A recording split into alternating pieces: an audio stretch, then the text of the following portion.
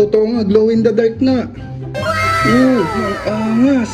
So ayun, meron nakapagsabi sa akin na yung sapatos daw sa Pin Cotton na Aguila Zen White is glow in the dark. Glow in the dark nga ba? Tara nga, subukan nga natin. Glow in the dark pala ha. Glow in the dark ha.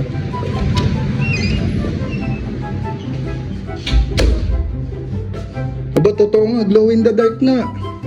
Ang angas. Tingnan nga natin sa mas madilim. Pasok tayo dito sa madilim. Dang!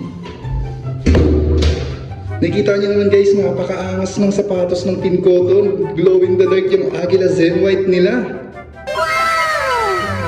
So ayun, napatunayan ko nga na glow in the dark nga ito. Nakikita nyo naman, di ba? Ayan, ang tawag dito is Aguila 2.0 Zen White.